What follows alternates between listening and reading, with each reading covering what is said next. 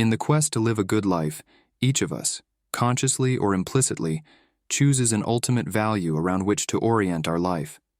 For many, this value is wealth. For others, it may be status, social acceptance, happiness, pleasure, love, knowledge, or comfort. In this video, drawing from the insights of the 19th century philosopher Friedrich Nietzsche, we are going to argue that if we want to maximize our health and fulfillment, the value we should esteem the highest is power. Nietzsche's perspective on power. What is good? All that heightens the feeling of power, the will to power, power itself in man. What is bad? All that proceeds from weakness, not contentment, but more power. Nietzsche, the will to power. Many people associate the concept of power with the ability to control others and to put them in the service of their needs and desires. But this is not the type of power Nietzsche had in mind, as for him the desire to control others is often the manifestation of an underlying weakness or inferiority complex. Or as he writes, the will of the weak to represent some form of superiority, their instinct for devious paths to tyranny over the healthy, where can this not be discovered, this will to power of the weakest? Nietzsche, on the genealogy of morality, the true nature of power. Instead of power as the Machiavellian control of others, the type of power Nietzsche thought we should pursue is a power we embody and express within ourselves. A power, in other words, that is equivalent to what Nietzsche called growth and expansion, Nietzsche the gay science, or to what the contemporary philosopher John Richardson called the enhancement of a capacity or an activity already given. Nietzsche's values. As a few examples, an athlete who becomes stronger is increasing his power, as is the writer who improves her writing, the orator who sharpens his public speaking abilities, or the teacher who enhances her capacity to educate. And in the book Nietzsche's Values, John Richardson elaborates on what for Nietzsche is the highest and purest form of power. Power is more life, not by its mere continuation, nor by its multiplication, but by life's being raised to a higher level of capacity and control. Power is transition to a higher level. A self-overcoming. The point to my life is my growth or strengthening. And this lies not merely in expanding, but in ascending, which involves overcoming previous states of myself. John Richardson, Nietzsche's Values. The process of power. Embedded in Nietzsche's writings is a guide for how to attain this power, and the first step is to formulate a goal that fulfills 4 conditions. Firstly, the goal must be meaningful and challenging. Secondly, it must promote our health and well-being, or the well-being of others. Thirdly, it must be conducive to the attainment of personal excellence. And finally, it must be self-chosen, or in other words, an expression of our individuality and authentic aspirations.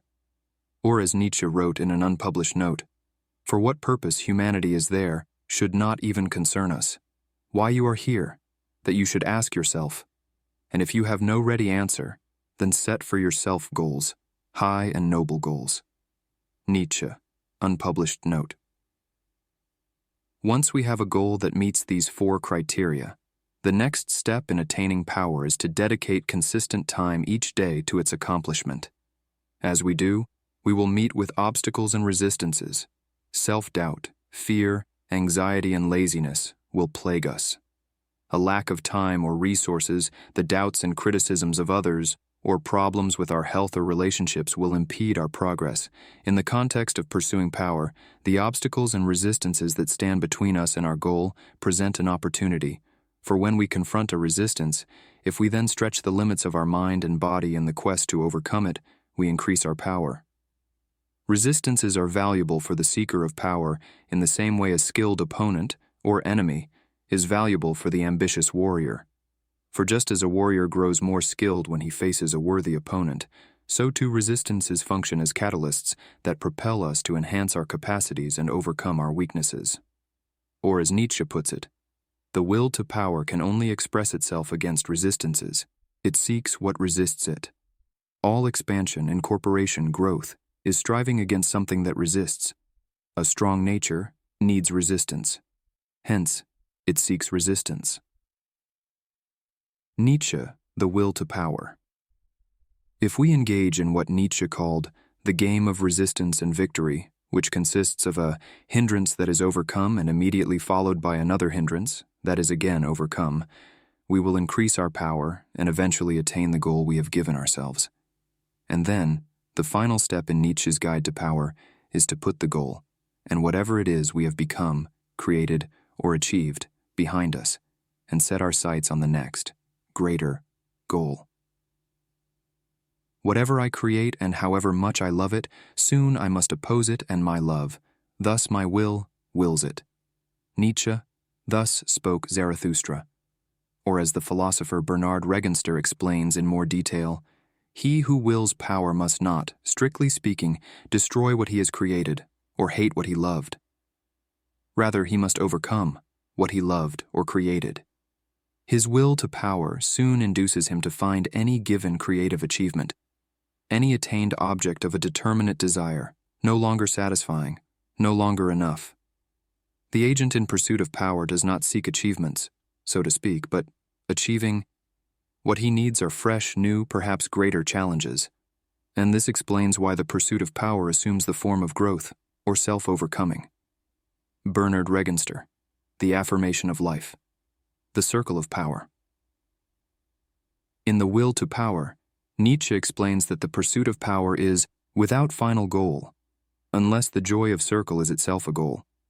Here the circle represents the cycle of choosing a goal, confronting and overcoming resistances, increasing our power, attaining the goal, and then putting our creations and achievements behind us and starting the cycle anew.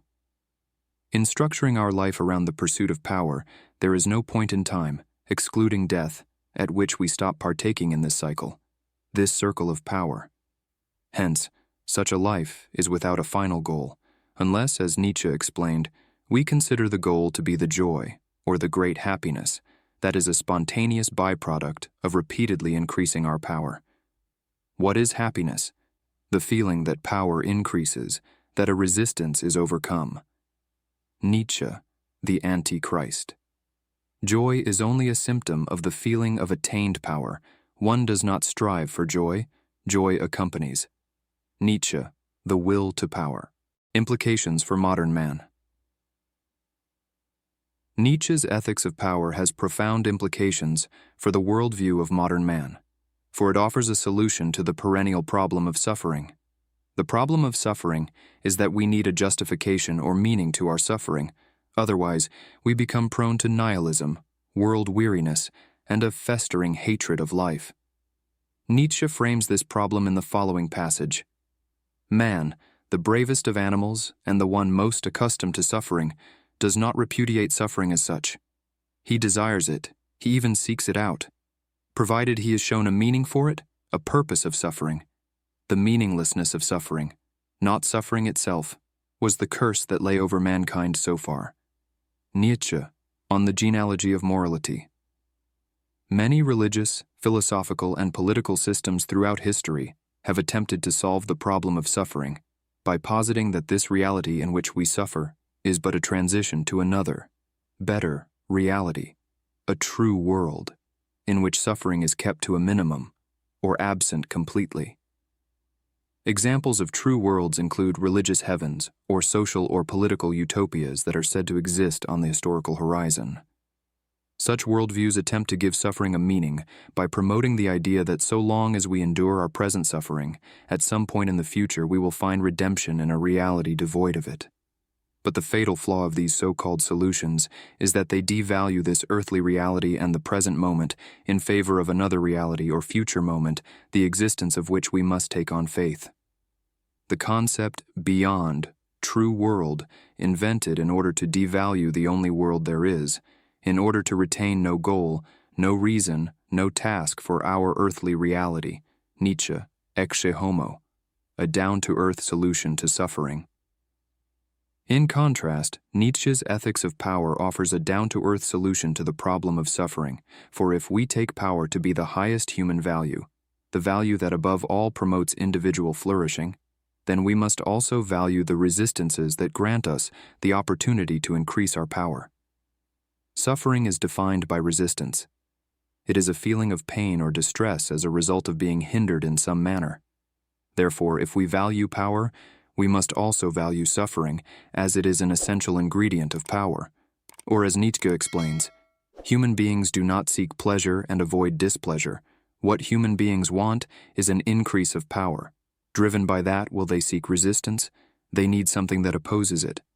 Displeasure, as an obstacle to their will to power, is therefore a normal fact.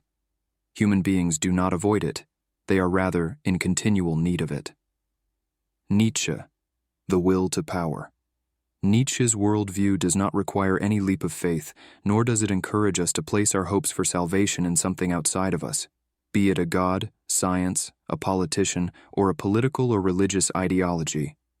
It is a worldview which offers a convincing and sober solution to the problem of suffering, and it promotes a life of meaningful and productive action, thus functioning as an antidote to the passivity that has infected the zeitgeist of modern civilization. If, therefore, we choose to partake in the circle of power, or what amounts to the cycle of continual self-overcoming, we will facilitate the actualization of our potential and cultivate the great happiness and great health that is the prerogative of the seeker of power. Pleasure appears where there is the feeling of power. Happiness, in the triumphant consciousness of power and victory. Nietzsche, the will to power. Or as he wrote in Thus Spoke Zarathustra, and life itself confided the secret to me. Behold, it said, I am that which must always overcome itself. Nietzsche, Thus Spoke Zarathustra.